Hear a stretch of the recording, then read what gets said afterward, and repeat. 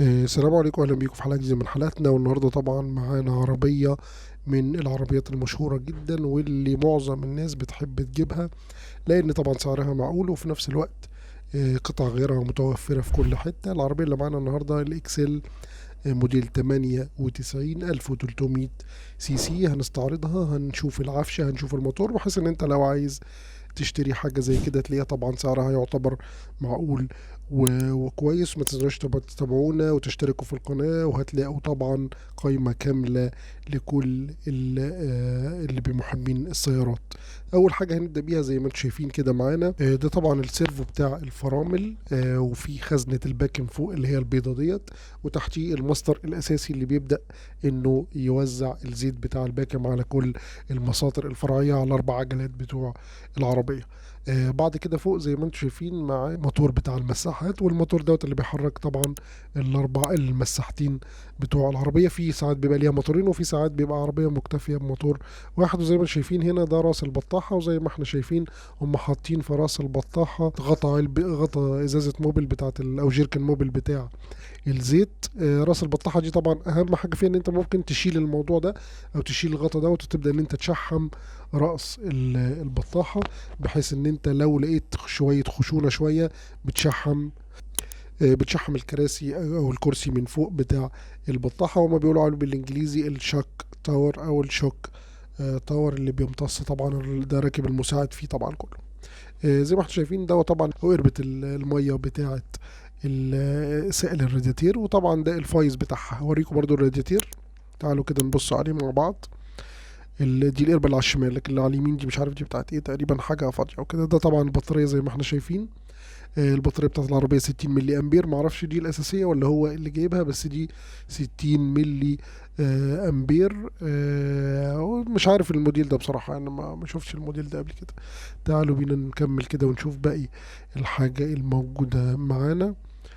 طبعا زي ما قلنا ده الرادياتير. ولو كنت شفت الحلقات اللي قبل كده انا كنت عامل حلقة كاملة عن انواع دورة تبريد المحرك المغلقة والمفتوحة. الدورة اللي معانا دي طبعا دورة مفتوحة.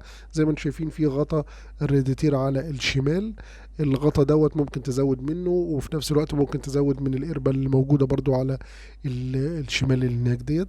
ده طبعا رادياتير، وبيبقى قدامه الكوندنسر بتاع التكييف اللي بيمر فيه الفريون اهو. ده الغطا اللي احنا بنقول عليه. ده كده خرطوم الفايز اللي طالع اهو، بحيث اي بخار زياده بينتج عن عمليه الاحتراق او سوري عن عمليه الغليان بتاعه الميه بيتبخر في الفايز دوت. ده طبعا الفرن بتاع الشكمان، اربع غرف قاسمينهم على اتنين مش عارف ليه.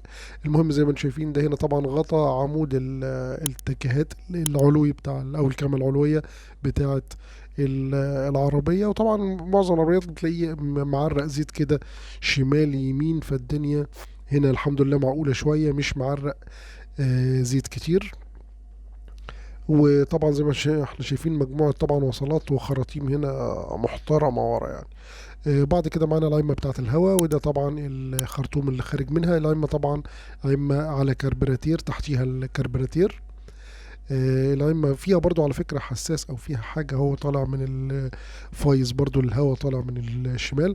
ده طبعا الشاك تاور التاني او الشوك تاور التاني. المنطقة دي طبعا دي حمالة الموتور نمرة واحد، دي الشيالة العلوية للموتور. في طبعا كمان لسه اتنين حمالتين موتور. دي طبعا علبة الفيوزات الأمامية. في طبعا علبة فيوزات تانية تحت رجل السائق نفسه. دي الحمالة التانية اهو، حتى هو تقريبا متغيرة ومكتوب عليها اكسل. يبقى كده دي تاني شيالة للموتور. وفي شيالة تالتة كمان. ده طبعا الجزئية دي الفتيس، دي الشيالة التالتة اللي كنت بقول لكم عليها. دي طبعا السكترا دي طبعا اللي هي مسؤولة عن انه العجل بيحود يمين وشمال، بتبقى متصلة بالدركسيون ويحود العجل يمين وشمال. تعالوا كده برضو. ده طبعا مروحة التبريد الخلفية، هي طبعا ليها مروحة واحدة بتبرد على الرادياتير، وبتتفتح طبعا لو شغلت التكييف. مش عارف التكييف اخباره ايه فيها بالظبط. ده طبعا الاسبراتير بتاعها، او يعتبر زي الموبينة في العربيات الحديثة، بيوزع الشرارة على الاربع بوجيهات او الاربع غرف احتراق. وده طبعا سير التقسيمة الترس العلوي لسير التقسيمة. واللي تحت ده طبعا اللي هو سير سوري طنبورة الكرنك، طالع منها طبعا مجموع بيلتس او مجموع، ده طبعا الالترنيتور او سوري الدينامو اللي بيشحن البطارية. برضو مركب على طنبورة الكرنك، وطلع مجموعة السيور التقسيمة الخارجية لمجموعة السيور كلها، بحيث ان هي تنقل حركة لطنبورة المية. طيب تعالوا بقى ننزل كده تحت العربية ونشوف التعليق بتاع العربية. طبعا التعليق التقليدي جدا زي ما انتم شايفين تورشن بيم. وطبعا هي عبارة عن تعليق اللي هو فيه دونجل ورا. الدونجل طبعا متصل مع بعضه، بس في شوية مرونة بحيث ان هو يدي راحة للراكب الخلفي. وطبعا العربية زي ما انتم شايفين طبعا ده الشكمان او علبة الشكمان اللي هي كاتم الصوت، العلبة الاخرانية.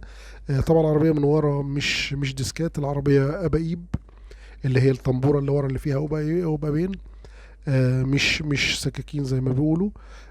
في ناس بتغيرها، بس احنا ايه طبعا هنمشي على الحاجة اللي نازلة بيها من المصنع. زي ما انتم شايفين ده الدونجل اللي كنت بقول لكم عليه، ماسك من الناحيتين ولكن في جزء من مرونة. زي ما انتم شايفين ده الدونجل اللي كنت بقول لكم عليه، ماسك من الناحيتين ولكن في جزء من مرونة.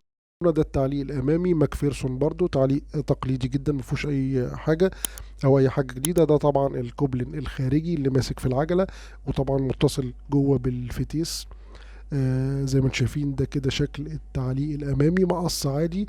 وفي اتياش الاتياش طبعا زي ما انتم شايفين متصله بميزان امامي عشان يعمل برضو توازن في العربيه من قدام. ودي طبعا العربيه كلها بحيث لو حبيت تشتريها ولا حاجه يبقى عندك برضو فكره. والسلام عليكم ورحمه الله وبركاته.